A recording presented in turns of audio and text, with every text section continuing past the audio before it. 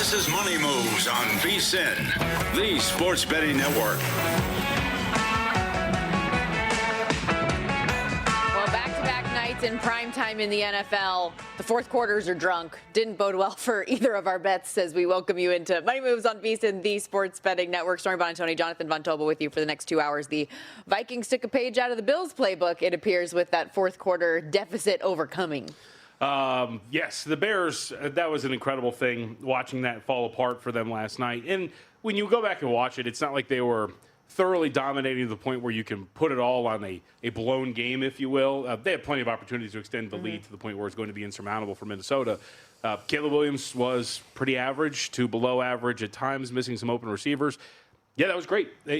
Actually, I got a text from Zach Cohen, which I think, because it said I was right, we should relay. We brought up the whole, hey, football is now like basketball on grass. Yeah. These teams, just watch the fourth quarter. These comebacks are ridiculous. It is the witching hour for a reason. All these things just flip and turn and change at the end of these games because they're always so tight. And then here we are. It is the same thing. Just watch the fourth quarter. Nothing else matters till you get there. Which just goes to further the point. Don't go to sleep because of what can happen. We've seen it already, and it's only week one. And we'll break down more elements of that game, some questionable decisions as well coming up in a moment. But let's set the table for all we have to come today on the program. Great guests and segments ahead. It's time for the top headlines and topics of the day. This is The Rundown. So, needless to say, lots of NFL talk on deck. We're going to dive into the week 2 numbers, spread, totals, contest, but also teaser options upcoming. A little bit more limited this week than last. Yeah, we are very original with doing this on a Tuesday. Maybe we should switch it to a Thursday, although you don't get the alliteration if that's the case.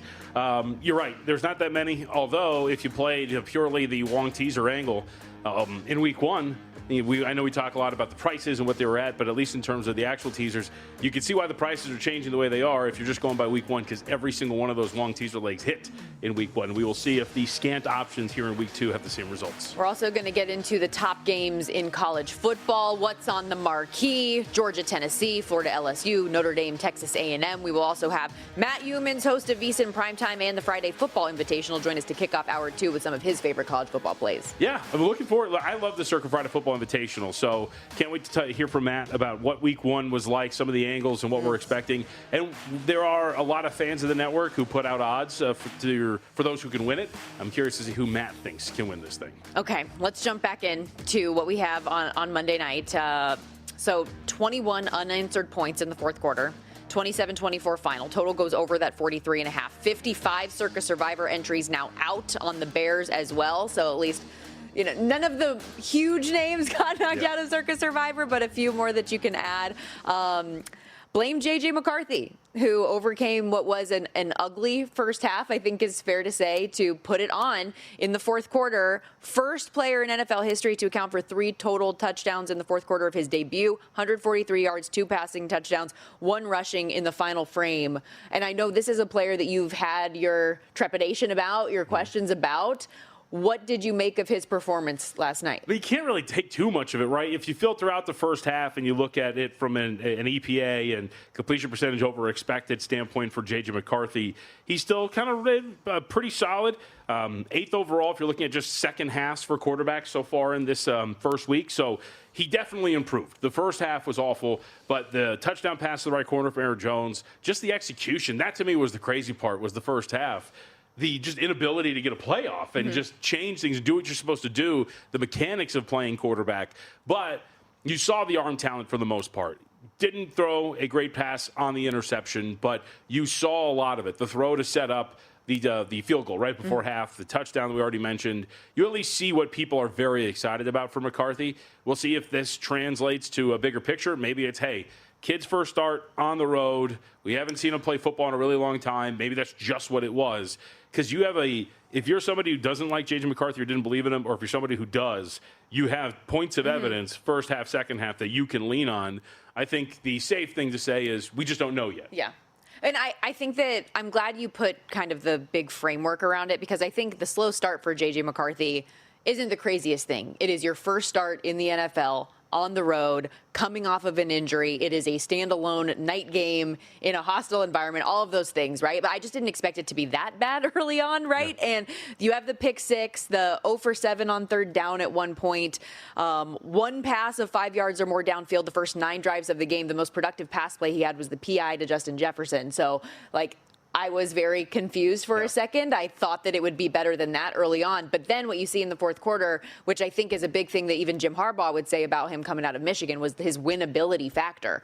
From his sophomore year in high school, he is 64-3 as a starting quarterback. And so I think there is at least a little something to a guy that's able to dial it up like that at the end. Yeah, and I'm going to be curious. It's like, Tim always has a great story of when he was in the minors and you would ask about a guy and you're like, hey, what do you think this guy's going to be? And they start with, he's a great guy.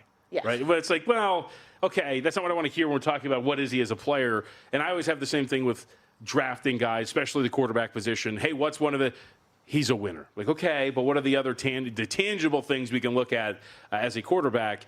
And maybe there is something to that, but you at least saw the signs of what people are excited about. Yeah. So I was never really wanted to come into the year saying, this guy stinks or this guy's going to be great. Let's just see because we don't really know. And we'll see what the second half brings. It also helps you have Kevin O'Connell and this staff. They did a very good job. They knew exactly what to do. And it's not even just the play calling. It's the small things, the end of the game where the Bears probably should have kicked it out of bounds to steal the timeout. And you see O'Connell when his guy kicks it or catches it in the end zone, he's telling him, come out, because we need to burn the 2 seconds. Just things like that. When you talk about adding wins at the margins, coaches like O'Connell do it. Speaking to that, the plan, at least according to Ben Johnson after the game, was to kick the ball in the back of the end zone. Here is him on the podium. Were you hoping that kick was going to go out of the end zone? Yeah, the intent was for the ball to go out of the end zone. And was there, did you guys consider onside kick? I mean, how did that? Yeah, it did. We felt like if we had kicked it out of the end zone and gotten the 3 and out that we got, we would get the ball back with around 56 seconds. I mean, those are the only 2 things to do, right? Is onside kick or kick it out of the back of the end zone so that you don't have to use your timeout. Or just kick it out of bounds. Yeah. Even if you get called for that penalty, who cares? The only result that matters is you need a 3 and out. So kick it out of bounds, allow them to start their drive deep in their, far up in their own territory. But all that matters is that you just get a stop. Mm-hmm. So even if they get you're screwed either way if they get a first down. The whole point here is we need to steal a timeout before the 2-minute warning. Kick it out of bounds, let them go, and then start the drive. What is it, the 40, wherever you start that now. And then from there, just get the stop, and then you get the ball back like you wanted. You didn't need to kick it straight out of the end zone. I get that maybe that was the goal. Your kicker can't have the length. Who cares where they start? Just kick it straight out of bounds. Just something you can't have happen in that moment, and it's his first time as a head coach, too, out there. I know he said that was the plan, but things happen. And so for, I think, Kevin O'Connell, the experience that he has had certainly showed the ability for him and Brian Flores both to make adjustments on their respective sides of the ball. You saw the way that Brian Flores dialed up the blitz in the second half and made life tougher on Caleb Williams. I felt like it was kind of like a Freaky Friday body switching between Caleb Williams and J.J. McCarthy, the way that their first and second halves respectively played out. But, yeah, an interesting performance, an important win for the Minnesota Vikings here. Again, 27-24, the final score there. I did want to hit on some other news of the day, though, if you don't mind. Sure. Okay. Because everything that's going on with the 49ers right now is driving me insane. And obviously we've seen a big line move with this news as well. Saints-Niners up. 49ers were 7-point favorites on the look ahead, 6.5 after the win at Seattle, down to 4.5 right now. And for anyone who missed it, Brock Purdy has a left shoulder. It's his non-throwing shoulder injury and toe injuries. The more serious one, at least according to Kyle Shanahan, is the toe and has put his availability in question now for this game coming up on Sunday. Shanahan said, quote, "We've got to see how it heals and how the week goes on. And it's not good when your starting quarterback is hurt right out the gates week 1. Pair that with starting tight end George Kittle, who was injured early in the game with a hamstring. He's going to be put on IR now, miss at least the next 4 weeks. Juwan Jennings injured his shoulder. At least his MRI looked good, but there's a chance he might not play this week. Their starting left guard, Ben Barch, got injured. He's day-to-day with a mild knee, and it just keeps adding. Oh, and by the way, at least we did something good in waiving Jake Moody. I'm at least happy about that, which is sad, and I don't usually like when guys lose their jobs. I'm not usually that type of person, but when you are, 12 of 23 since week 10 last year kicking, that's your one job? Of course. This is what should happen. So I actually had a sigh of relief for that news amidst all of the chaos this morning, but not pleased with everything I'm learning about San Francisco. So we're going to use them in Survivor against the Saints, correct? Right. coming up this week on the road against the New Orleans Saints. Still 4.5-point favorites despite all of the noise that you're discussing here. So it gives you an idea of what the market thinks of where New Orleans is at, considering the cluster of injuries that they're going to have. This is pure and simple bad luck for a team when you look at the cluster of injuries that they've dealt with since the start of last year. We'll see if the shoulder holds Purdy back. And the tough part is, I think Shanahan was at one point in his career where if I told you whoever it was, the backups playing in this game, you would still look at this team as a threat with this offensive scheme to go out and get it done against an opponent, even like the New Orleans Saints. But with all of these injuries and what we've seen, I just don't know if that faith is there. There is still some market faith, and I think it's more about being anti-New Orleans than anything else. But that, to me, is going to be the big thing. What do we do with this? How much is Brock Purdy worth in terms of the difference between him on the point spread and what you're going to get at the quarterback position once you get back out there with Mac Jones? And again, nothing is firm, but you said it. So Mac Jones is the backup quarterback if Purdy ultimately is not available. He, by the way, also had a minor knee sprain at the end of preseason, so that's not awesome. Adrian Martinez also in the room. Shanahan said on Mac Jones, he's gotten really used to what we do, had a good week of practice last week, picking up really well where he left off. If he has to go this week, he'll lead the guys, and the guys will believe in him. I don't know, man. Remember, he was supposed to be the guy, right? Coming out of the draft. Once upon a time. This was supposed to be Once upon a time. Yes, that was all of the reports. And it actually came out. I know that Lombardi said that initially here on VSiN for a long time. But then once it got picked up nationally elsewhere, it became more real, and he was a little bit bitter about that. But it's a good story. We'll see if... I'll ask this question. What do you think the difference is between these two? Okay, we'll answer that. Yeah, we'll answer that question when we come back, because there are a handful of other items in the National Football League that we are questioning. Is this front page news or back page news, and how that might impact some numbers this week and beyond? Stay with us. First time out of the day here on Money Moves, VSiN, the Sports Betting Network.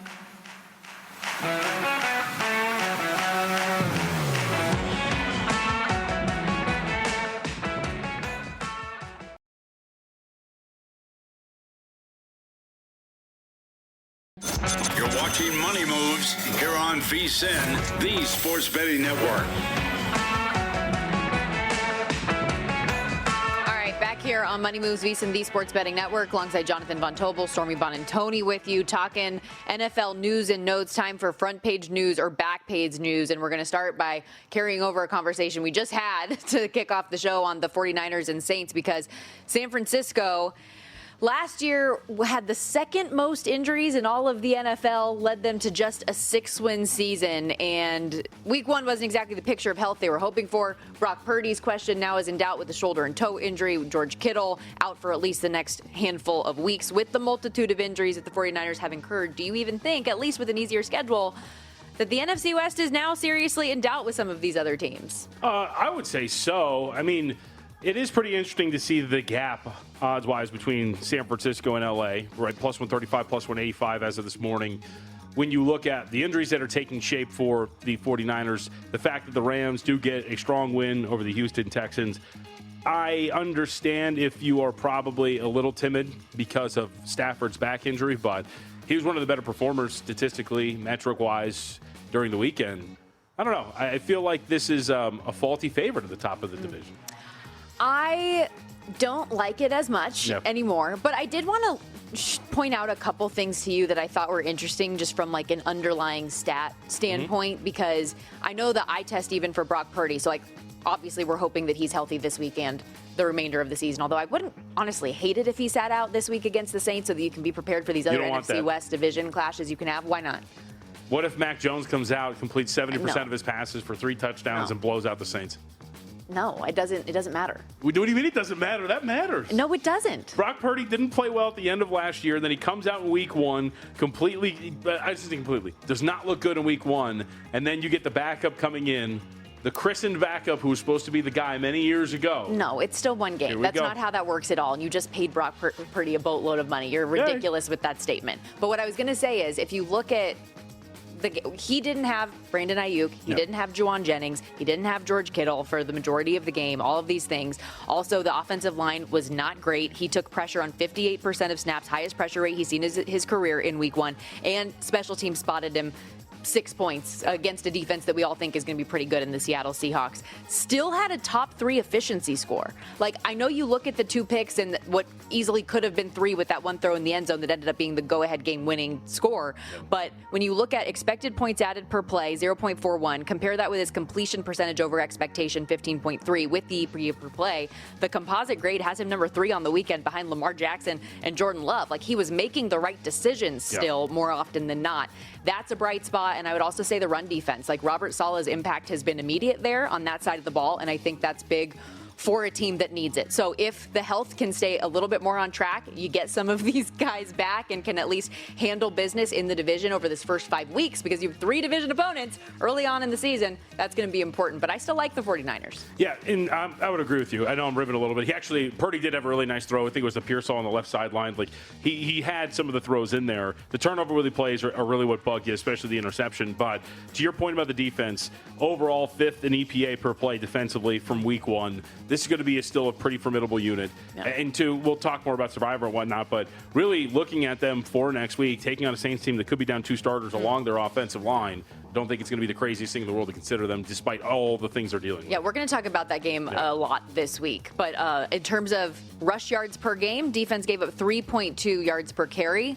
Last year, they were 29th in the league against the run, so good uptick there. Let's go to college football, because we've had some back and forth reporting this morning on Colorado as they get set to take on Houston this weekend. We talked yesterday, and do you approve this move, about how we saw against Delaware, Caden Salter, Juju Lewis, then Ryan Staub comes in, and he actually looked the most poised of the 3. We see a report earlier this morning that Ryan Staub is expected all of a sudden to be QB1 coming up this weekend. Not so fast, because Sanders himself refuted the report about a half an hour ago that said, in today's media, we don't care about being correct anymore. We just want to be first. Front page news, back page news. Okay, I mean, he didn't outright say, though, that he's not starting, right? It's just the quote about media today. Didn't say he's not starting. Say the words, right? Look, you're semantics, but still, it's an important thing. He didn't fully deny it. Now, to your point, right now, it's only 12 dropbacks, but by at least PFF standards, Staub is their highest graded passer. Caden Salter has not done well through the air, as we have seen right now. I don't think it'd be shocking if he's still going to be the guy. I also wouldn't be shocked if Dion was actually planning on starting him, but now since this report came out of spite, he doesn't put him out there for the first snap or whatever it is. But it is, I think, alarming that you're this undecided and potentially playing musical chairs to this degree with your 3 quarterbacks. Came in and went 7 for 10, 157 yards, 2 touchdowns. Staub, that is. Cougars bet up from 3 to 6 point favorites, at least from that opening. Some total movement as well toward the under, from 43.5 to 42.5. How about this one? Back to the NFL. Panic mode for Miami? In case you missed it, Colts corner Xavier Howard said after the win over the Dolphins in regards to Tua, quote, "We knew the guy. He gets the ball out pretty quick, and once we take away his first read, I feel like it's panic mode after that." And it showed yesterday. We took away his first read, and he was trying to get rid of the ball quick. Tua looked bad, 3 total turnovers. And now, not just that, but you think about the cornerback room that we already know is bad, has gone from bad to worse with Storm Duck injured. Their offensive line has a pair of guys injured up front. Front page news or back page move, Dolphins in panic mode. I mean, if you listen to Mike McDaniel, he says no. It's the beginning portion of the season. It's not that big of a deal. There's still plenty of runway left. Their opponent this week is also one that they can overcome in the New England Patriots. Patriots not only have their own injury concerns. We'll see if Christian Gonzalez is going to play, but Drake May just didn't play particularly well in that game. So I don't think it's like you're not looking at that result and saying, hey, it's all over. I'm just somebody that thought it was going to be like this, and I think there were quite a few people that thought this was going to be the case too. So I think you just think exactly what you did coming in. You're just not moving off your priors of this being a team that is going to win far fewer games than what the market expected. Well, let's take a listen to Rex Ryan's favorite person, Mike McDaniel. He hasn't caught a 3-yard reception for a multitude of reasons. This last game, it was probably 3 different opportunities that the opportunity was taken away from him by his teammates' lack of execution on their non-ball assignments. Okay, so that was in regard to Tyreek Hill having limited yardage in game 1. Blaming his teammates, kind of, for Tyreek not having a day? I don't know. I watched his post-game presser after the Indy game. There was a lot of, slight throwing guys under the bus while also covering it up with, but I've got to get them to be better. I don't think that he is inspiring as a leader of men, if you will, when you're talking about being in the position of head coach, which you really got to be. It seems like this locker room's an absolute mess at this point right now.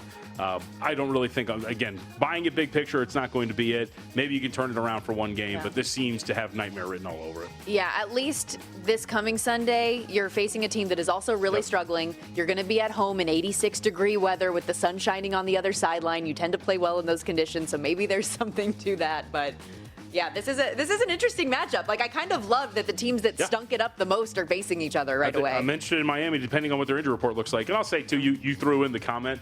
According to reports out in South Florida, Rex Ryan was begging for the Miami Dolphins defense coordinator job at the time, over this time in which Mike McDaniel has been the head coach. But now he's nerd boy and all that. Come on, buddy. Don't be like that. Be better. Wilson is the quarterback for now. Russell Wilson, that is, our next headline here. After Russell Wilson had no secret a tough day in the season opener against the Washington Commanders, just 17 completions, 17 of 37, less than 170 pass yards. Did run around a little bit, but looked like he was going to drop the ball almost every time he had it. It felt like at times. Yeah. What do you make of the QB1 situation with Daboll saying that Russ is the guy again this week? I mean, you invoked this stat when you talked about it earlier. We'll do it one more time. Expected points added and completion percentage over expected. 32nd in the National Football League, Russell Wilson. Did not go well. We talked about it from the PFF standpoint, 25th in the National Football League, just on par with Aaron Rodgers. Look, I think that you need to move. I don't understand this. We debated this yesterday. What does it mean when a guy is ready?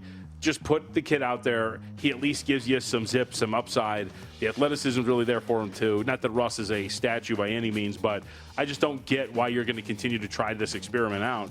Just let the kid play. See what's going to happen. I just feel like it's one of those things where if you're Daboll, it's like once you pull the trigger, there's no turning back. I don't think you trade up and make all of these moves to try to have him in the first round of the draft if you don't think he can beat out Russell Wilson at this stage of his career. He's probably the better option, sure, but you want to give him a little bit of a chance to marinate. That's why I stand by that. It's like not saying that he's ready or not, but have him be as prepared as possible before he goes in there. What I find really interesting about this game is I always like when this happens because we want to see how the market reacts and what ultimately the result will be. Market was pretty strong in on the Giants in that matchup with the Washington Commanders in week 1. Didn't really budge, just sat at 6. But there was a lot of support out there for the Giants, number 1 pick in the contest. Now this week, because you got burned, we're up to 6 here for the Dallas Cowboys. Screw this team. They're dead.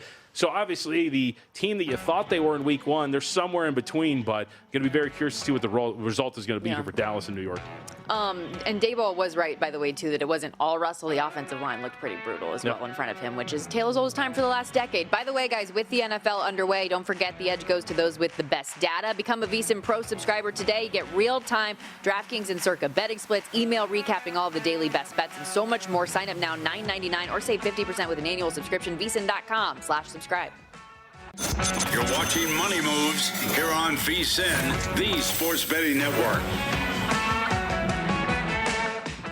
There was a report by Pete Thamel that Ryan Staub is the expected starter against Houston. Are you able to confirm that? I'm not confirming nothing to y'all. Y'all know that. We ain't like that. We good.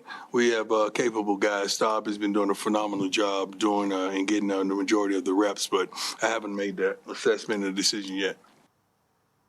Okay, so getting the majority of the reps, though, certainly would indicate that we're trending toward that. Of course, that was Deion Sanders, head coach of the CU Buffs. Well, again, we're just arguing semantics here. Yeah. It's, hey, I haven't said that yet.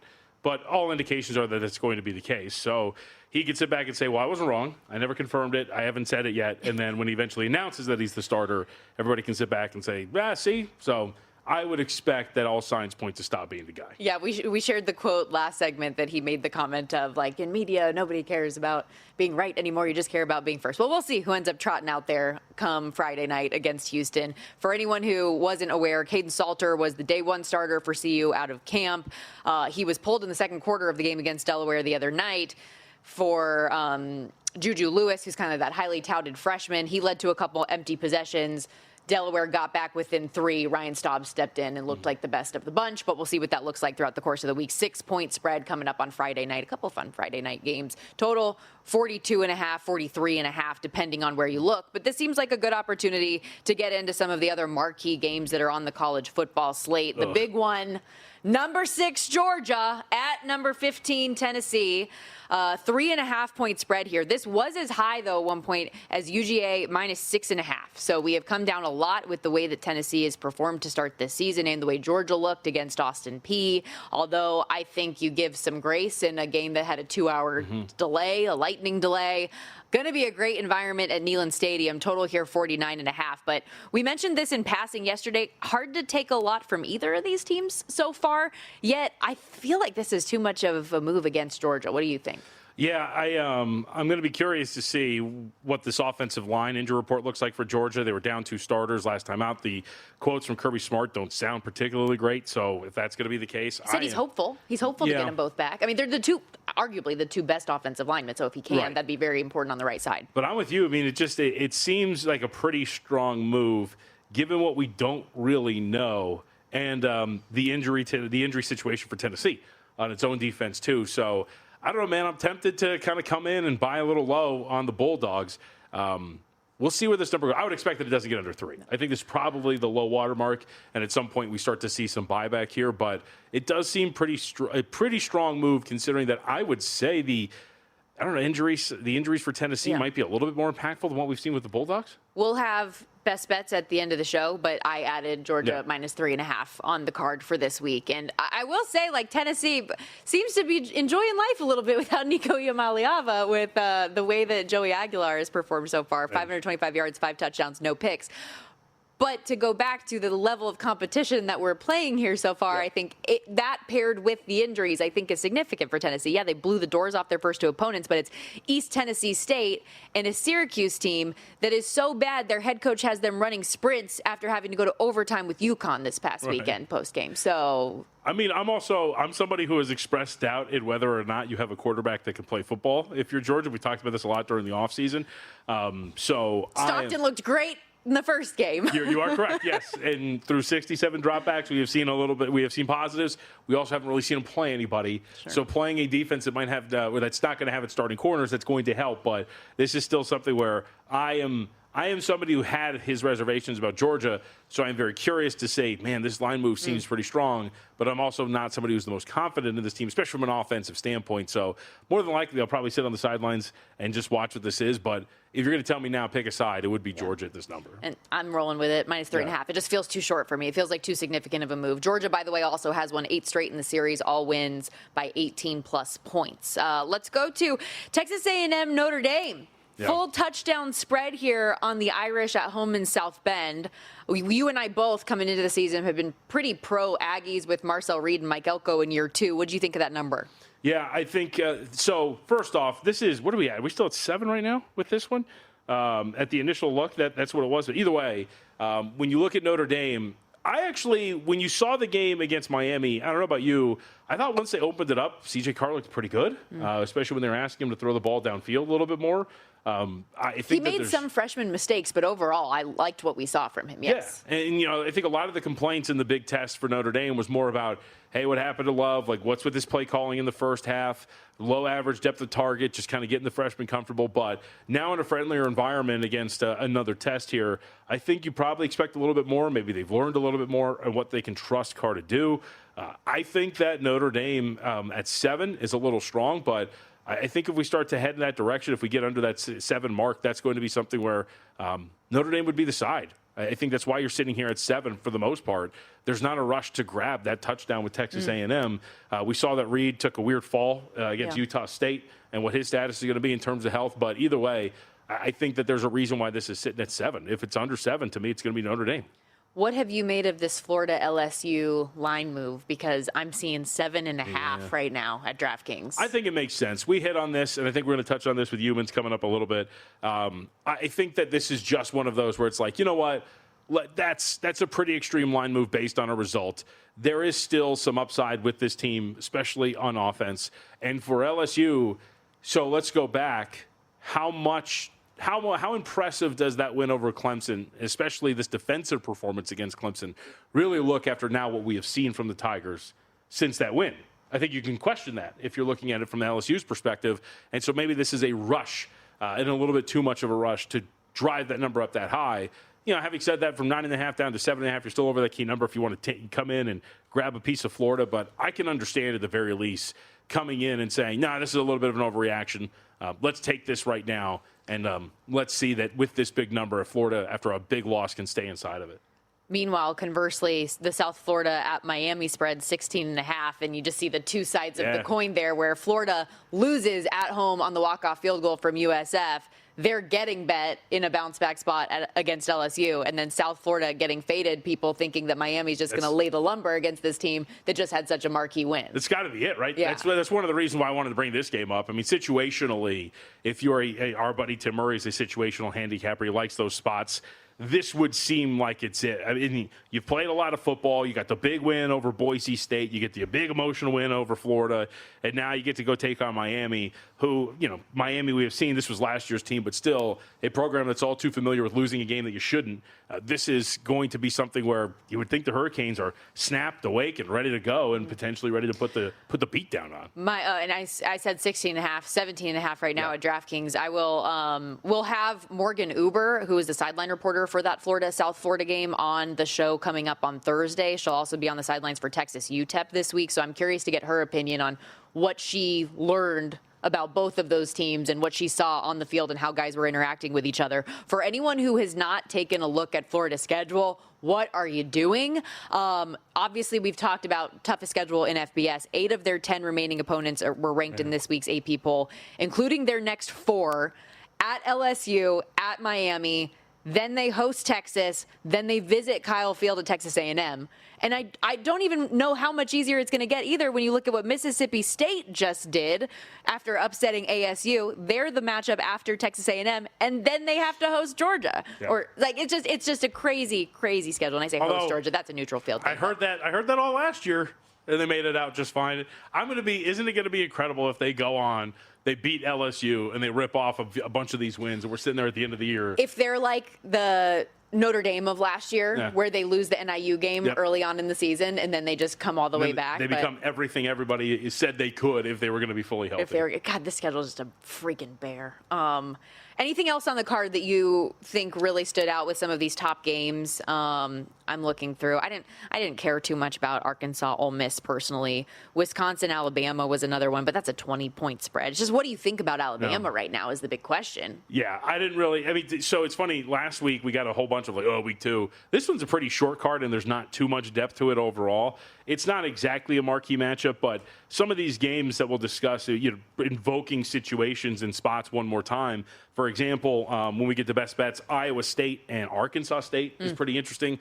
Iowa State having played so much football again up to this point since week 0, coming off of 2 big wins in between there, beat down to South Dakota, but beating Kansas State, getting the win over Iowa the way they did, now turning around to go and take on Arkansas State as a big favorite, what that's like from a situational standpoint. And how about Utah out in Laramie? When you have to play Wyoming with 1 week, at least from the day that you play them, you have Texas Tech. And what that looks like if you overlook going up there over 7,000 feet and taking on the Cowboys. So I think, to me, this is what this week is a little bit more about when you're looking at some of these games. How do some of these teams, Texas Tech against Oregon State, handle some of these lesser opponents with finally some big tests looming? And I got to tell you, we haven't seen USC get tested. Barry Odom is a pretty good coach, and he's catching a big number at home against USC. I cannot wait to watch that game. And we talked about it last week when we were discussing just the look-ahead concept. Obviously, a head coach that knows his opposing quarterback very well in Jaden Mayava, formerly of UNLV fame. So that'll be a fun one to talk about, and for one he sure. might not like. a little bit. Right. We're going to step aside, shifting gears from college football back to the NFL. We'll hit our contest corner coming up next, but more college football, as JVT alluded to, with Matt Youmans later on in hour 2. We'll be right back.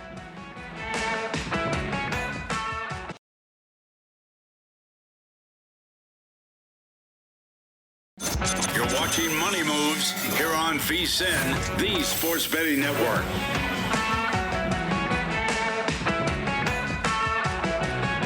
The VSiN Average Joe contest from Edge Boost is all about the weekly prizes. Each week you make 7 picks, NFL or college, and the highest score that week cashes $500.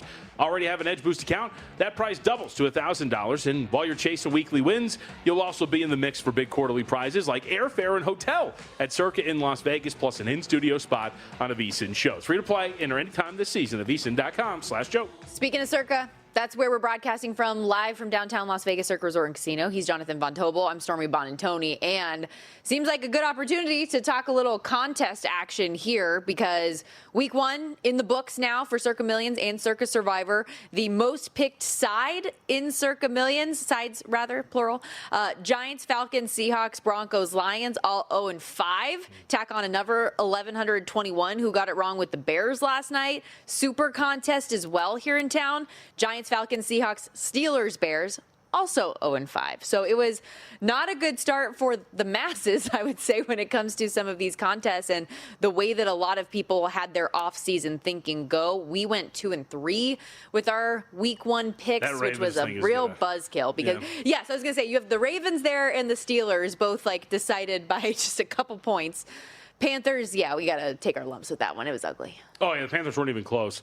The Ravens swing is tough, but like we talked, hey, look, week 1, 2-3, better than 0-5. We'll see if we can push through. But yeah, don't the fact that the night ended like that, where we're sitting there, I'm like, cool, like, all right, I'm feeling. I never said it out loud, but I did think, all right, cool, 3-2. Yeah, I did have the thought. When you're up 14 points with 4 minutes to go, it's fair to have those thoughts. I would say I did like at least the 2 teams that like. Each one of us are one that we had the most conviction about. I was very high on Arizona. You were very high on Indianapolis. Mm-hmm. Both of those wins did come through, but 2-3 week 1, we don't love it. We'll see what we can do moving forward. We'll look through some of these numbers. Survivor as well, only 573 entries eliminated. So 18,145 still remaining. The top 7 and 9 of the top 10 teams all made it through. All 69 Grandissimo entries are also on to week 2. Having said that really quickly, I will just say I will probably suggest Carolina for one more week, especially if we're getting 7. They are on the road against Arizona. That seems very strong for an Arizona team that was on pins and needles against New Orleans in week 1. Just throwing it out there. We don't have to discuss. Just want to throw it out there for your consideration. But this week, I shouldn't say I'm excited, but this week is all sorts of intrigue across the board with what you're going to do Survivor-wise this coming week, because it looks like a week in which you're going to get kind of froggy with who you're going to select as your entry. The immediate thought is, let's go to the big favorites. Well, okay, it's the Baltimore Ravens. Ravens do play the Cincinnati Bengals on Christmas, or is it Thanksgiving? I think it's Christmas. Double check which holiday it is. They are one of the holiday teams. But they are on the road against the Cincinnati Bengals. You want to save that for an option on the day, but having said that, is that really one that we're realistically going to try to look at for Baltimore, if that's going to be the case? So maybe you make the case for Baltimore against Cleveland. Coming off of that loss, do you have the holiday? Thanksgiving. Okay, so they're on the road against Cincinnati there. The Bills, as road favorites against the Jets team that just went toe-to-toe with the Pittsburgh Steelers as 7-point favorites. We already used the Cardinals, so that's out of the question. Do you think that's going to be the most used? I don't know. I mean, it might, because I was surprised by the amount of support Jacksonville got prior to the result. And then obviously the result showed that was the case. They were a top 5 pick in Survivor. I don't remember if they were top 5 in terms of spread use as well, in the millions, but they were a top Survivor selection last week. So maybe there's just a sentiment, especially after that went so well for anybody who had backed Jacksonville, that, hey, let's fade Carolina. But do you want to go in on an Arizona team that scuffled the way they did? But again, you can make the case. Kyler got sick right before the game. Maybe there was something there. They're on the road. It's a little bit different than coming back home and playing a team like Carolina. But I still have faith that Carolina is going to be that plucky ATS team, and think they might be pretty live in that game as well. But I'd venture a guess. I don't think it's crazy to say Arizona is going to be a top 5 selection in Survivor again this week. That was my thought. Initially, just with the way that Carolina looked in week 1, I felt like that would be one that people would mostly go for, especially if you didn't use Arizona in week 1 like we did. We said, when's the next opportunity you think you might have to have them? Probably week 2, and then where else? So that was my thought process there. Obviously, as you said, we can't use that. What did you think about the Jags-Bengals move that we've seen here. We're 3.5 holding strong with Jacksonville getting the hook. But, I mean, this was on the look ahead, Cincinnati -6. Okay, was it? So I saw 5.5. So either way, I don't think I'm surprised. Are you? I mean, Jacksonville came out. They actually exceeded expectations that the market threw on them. They closed as 4.5-point favorites. One going away against Carolina. They move on with ease, survivor-wise. And it's a team that there's been some market support out there. I don't think I'm the only one that likes Jacksonville to win the AFC South. There was quite a few people that were a lot smarter than I who were looking at Jacksonville to push that team in that division. A lot of excitement for Liam Cohen and this offense, and it showed against Carolina. So I don't think I'm surprised that they would push this down. You're still over that key number, so that's something that's very much worth pointing out. But Cincinnati might be down a key offensive lineman, so that's going to be something that works against them for an offensive line that wasn't great. I'd venture a guess that Jacksonville is probably going to be a popular top 5 million selection. I think that for sure. Yeah, right? Yes. Catching 3.5 against Cincinnati, especially the way the Bengals failed to cover and looked in a game that they should have lost against the Cleveland Browns. I was thinking, if you're looking for dogs this week, I was like, Jacksonville's one that I'm sure is going to be really popular. I could even see Chicago and Detroit getting 5.5 be a popular one based on how the lack of offense that we saw from Detroit coming out to start the season. Like, there are a handful of these underdogs, I feel like, that will get played a lot. So who do you want? Who's on your short for list? Survivor? Dude. We also have Monday night. Remember, we have a doubleheader on Monday. This exercise more than anything in the world. We have a doubleheader on Monday. Chargers on the road against the Raiders out here in Vegas. Buccaneers and Texans. Good. They did. They looked really good. I have no desire in Bucs Texans at all. Chargers look really good. I'm with you. Though. But coming off of the Brazil trip, so you get a little bit of extra rest there because you played on a Friday, not anything crazy. But to get ready for that, coming back to play on a Monday. So it's not the worst situation in the world. Well, playing internationally and then playing again the next week, but you're coming from Brazil on a Friday and not playing until Monday. I think it's a moot point in terms of rest. So that could be a potential option as well. But you're going to have to get a little fresh. My first idea, like when you're just like trying to map out your stuff, I was like, like Rams at Titans seems like it would be an interesting one. But then with how tight that week 1 game was against the Broncos, and now we have a full game of Matthew Stafford getting dinged around a little bit. What's that going to look like in week 2 on the road? Yep. So I didn't like that anymore. Like, as much as I hated week 1, I hate week 2 equally. Yeah, in the Rams, you should point out too, they come off of a bye in week 8 to host the Saints week 9. So that might be one where you're circling the Rams to potentially save for taking on the Saints at home, and you're coming off of a bye week too, barring any injury to Matthew Stafford. I know what you want to do is just try to fade the Saints as much as possible. Maybe. I think this was, so I did offer the 49ers. It wasn't even so much of purely fading the Saints because that was not fun watching them against the Cardinals. No. It was more so of, hey, there could be an offensive line missing 2 starters and a team that is going to face a front that I believe defensively is going to be very good in the 49ers. And that I think they're going to be in for a rough performance offensively against San Francisco. And it's always curious to see, too. Obviously, there's questions about whether or not Purdy's going to play. You have George Kittle's injury factored into this number 2. So 4.5, a shorter number. Actually, we shouldn't say that because the late close on the Cardinals was 4.5 as well. But I think the 49ers, if you tell me Brock Purdy's going to play, I think it's one you should consider. It's funny that we actually got tweeted at DPAC48. And reminder, please, join in the conversation. We love these. At Storm Buonantony, at MeJVT, at VSiN Live. But he said, if Purdy and Kittle are out and a banged-up Jennings, how many people have the stones to take New Orleans in Survivor? Might be the only time you have a shot with them. Do you think that'll be a team that people pick on the other side? Who's that? San the Francisco? Saints. No, I'm saying, do you think anyone would have he said the stones to have the Saints this week, given all of the 49ers injury issues? If you're somebody who shoved, because there were quite a few, if you shoved all 10 on Denver or any of these teams that moved on, you have all 10 of your entries. I think we saw, there was a couple of entries that had the Saints, there was another one in there that was a little, on the surface, questionable with some of the selections. So if you have 10 entries and you're still alive with all 10, 9 of or whatever, you're going to use however you want, and then you put one on the Saints just in case that's a popular Survivor play and you can get a leg up on the competition. This week just sucks. I'm looking at it again. I would prefer to not have to use the Ravens this early, especially against a Browns team that I think is probably going to be a pretty plucky underdog if what we saw week 1 was any indication from the defense. The Bills, I think they should have an advantage, but the Jets' offense looked a lot better than I anticipated it to look week 1 against the Steelers' defense I had high hopes for. So the big spreads are the ones I actually have like significant questions on and like a lack of confidence. So fortunately, we have all week to figure it out. Thursday, when we have the circa million lines actually come out, that'll give us a deeper talking point. What about Minnesota? Maybe I'll create some more conviction. Not if the first half is something that we see more of. But that Flores against Penix and that offense. Sure, could be I a need good to look matchup. more into some numbers. Yeah. Like, I need to dive deeper into some of the things before we make any of these decisions. So it's a long week, ladies and gentlemen. And hour one officially in the books. When we come back, Matt Humans is going to join us, kick off hour two with some college football. Stay with us on Money Moves.